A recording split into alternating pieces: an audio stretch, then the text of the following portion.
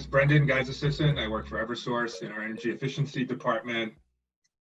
And I wanted to share some data with the development committee around Passive House and the Mass Save offering related to Passive House in the state of Massachusetts. And so Mass Save is the incentive program, the energy efficiency incentive program in the state. And we started offering incentives for Passive House in July of 2019.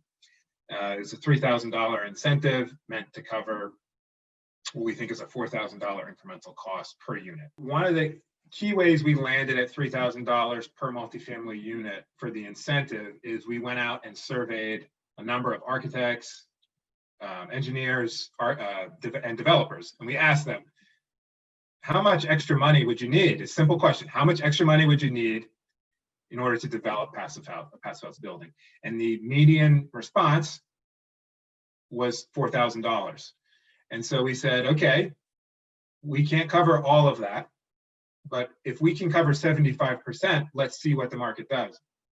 And again, we've seen a really rapid rise in the amount of interest in Passive House since that $3,000 offer. So we think it covers about 75% of the incremental cost.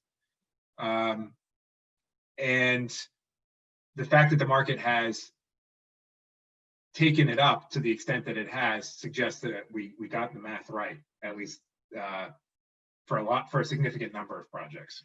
Since that launch of that program, we've seen very rapid increase in the amount of Passive House new construction in the state, to the point that 50% of new applicants now apply intending to pursue Passive House.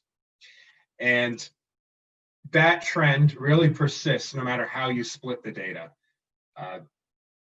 whether that's by geography, so this is happening across the state, or whether by building size, so this is happening in all buildings of all different floors, all different stories, heights, all different amounts of units in the building.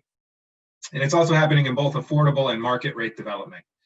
And I broke down this program data in more detail for the Medfield Energy Committee and the Medfield Hospital Redevelopment Committee. And I'm happy to have that data shared with you for your review. But I think the point here is that of all the things that can limit the pool of bidders interested in this project, pursuing Passive House, particularly for the multifamily new construction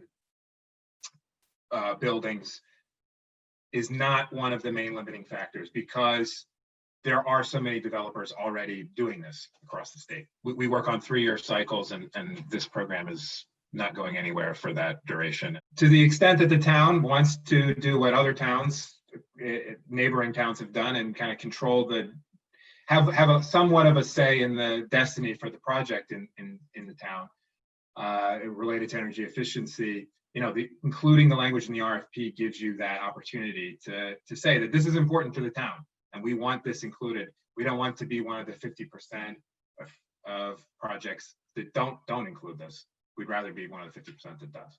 So this is an important way to signal to the market your goals and your intentions. So thank you. I hope the data we have to share is helpful.